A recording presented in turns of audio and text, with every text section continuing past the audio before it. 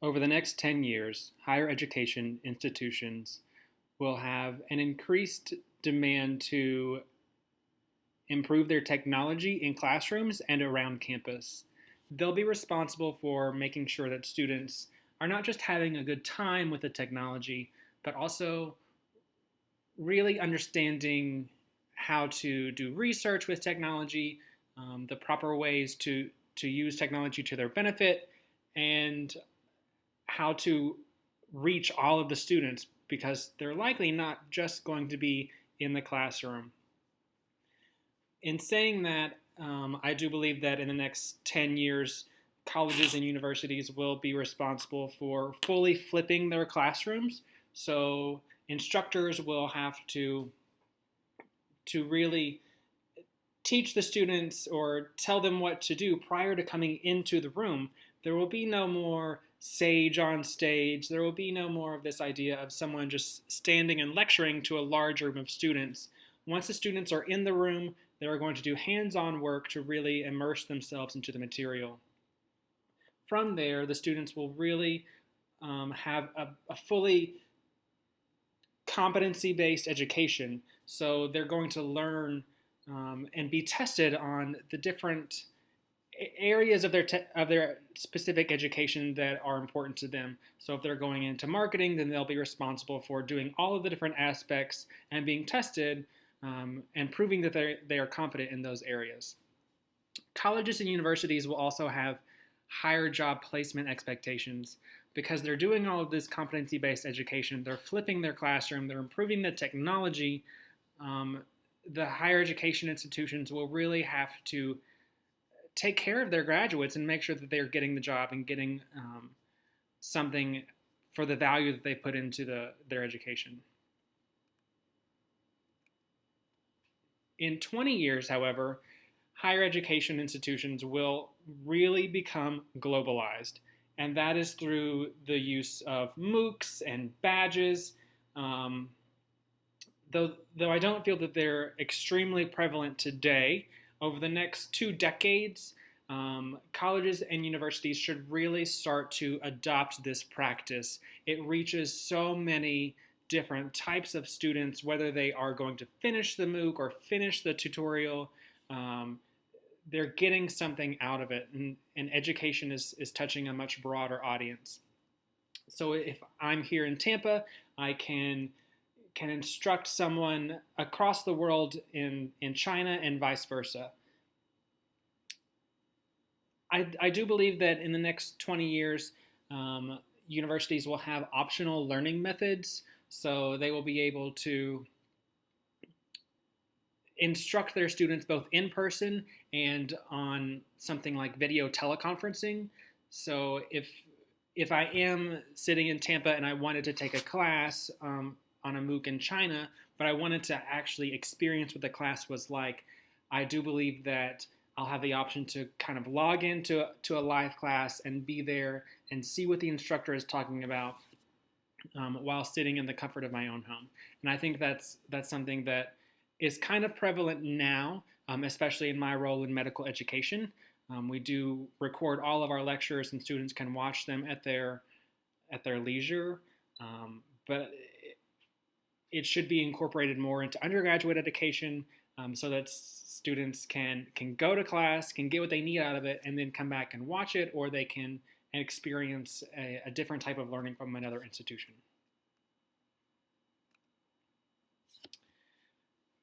These types of changes are going to affect the different types of institutions in various ways, I believe.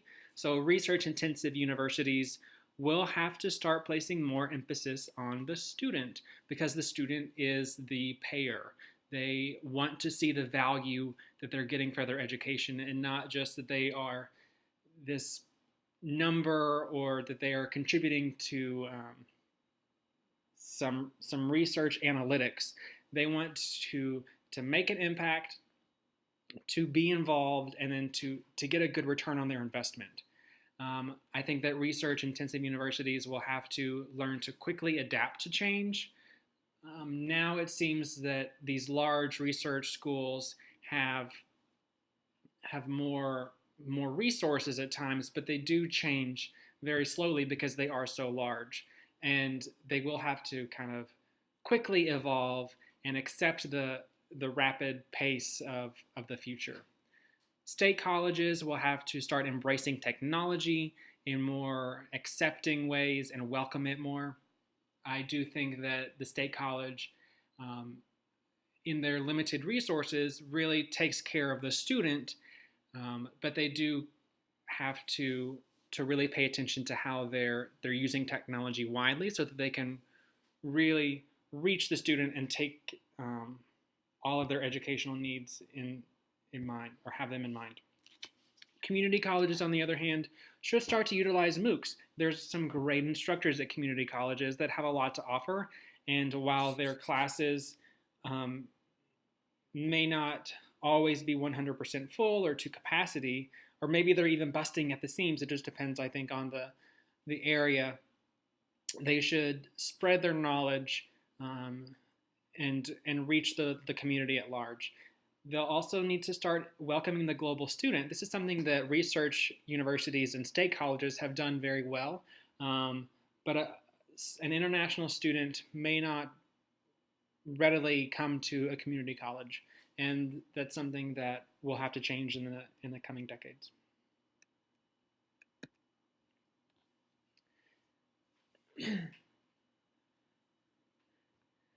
Academic affairs will, I believe, and I agree with the panel that we watched, be more involved with the administrative functions of the university. The academic affairs side of the house really should be in charge of the educational output of the university. So that means that faculty and department chairs, everyone in the academic side, will have their hands in what the students experience across the board. So the college experience becomes more learning centric. There are fewer frills, there's less fluff. Students are really getting a learning experience out of their college time. The educational value is really going to apply to all areas of higher education. So this might mean less movies on the lawn and more documentaries on the lawn.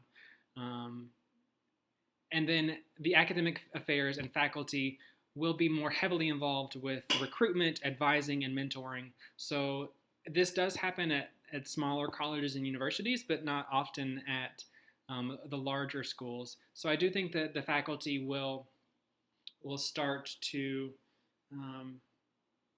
be asked, I think, by administration to recruit the types of students that they want to teach instead of just often complaining about them. Student affairs, on the other hand, will evolve into a unit that is more intertwined with academic affairs. The student affairs staff, I believe, will have a lot more academic affairs experience. So will come from academic advising, will have teaching responsibilities, and then the integration of student and academic affairs, I believe, will occur over the next couple of decades. So there is a great emphasis on learning educational outcomes and competencies, and not just enriching the student experience in ways that don't necessarily apply to the classroom and what they're learning. I do believe that student affairs will have to really be global in our thinking, so we'll have to cater to the international viewpoint. We'll have to not only pay attention to our local students, but also those from across the world and what their needs are. My current role in the College of Medicine, I do a lot of event planning. I do some program management. I work with student organizations. It's quite a few hats that I wear, and there's a trend that's starting to happen now that in medical education, only MDs hold the administrative roles. So I've noticed it even at USF, where MDs are the deans and the directors of the undergraduate medical education.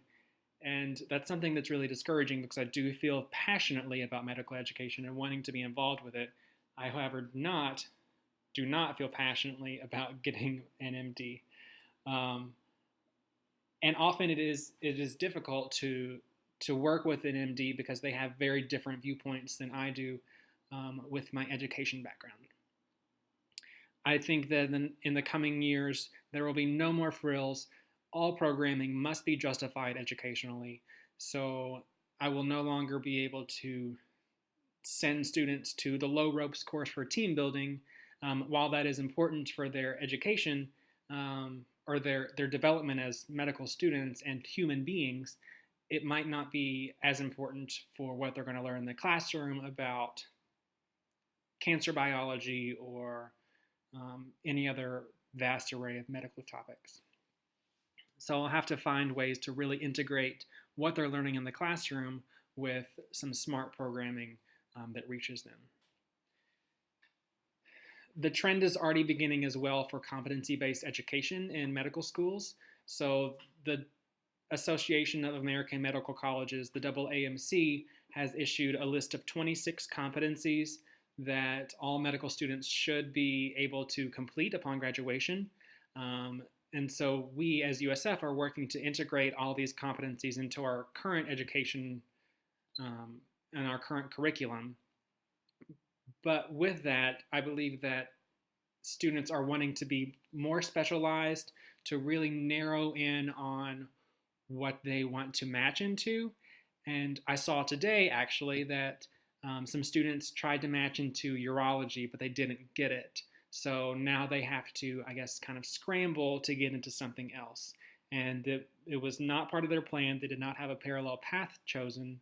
So it's really kind of up to fate at this point. In the next 20 years, I think that nearly all of undergraduate medical education, that's the first, at least the first 2 years of medical school, will be online.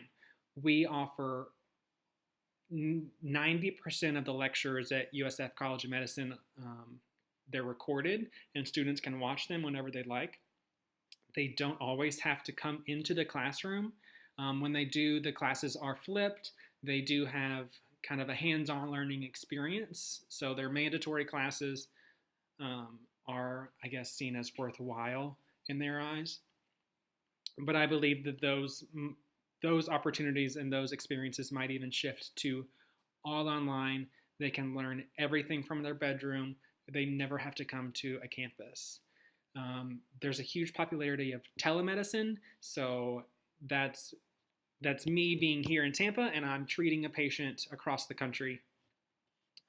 That's already seen in specialties like radiology, so I can be a radiologist in one part of the world and read some x-rays or screens in another part of the world and help to treat that patient.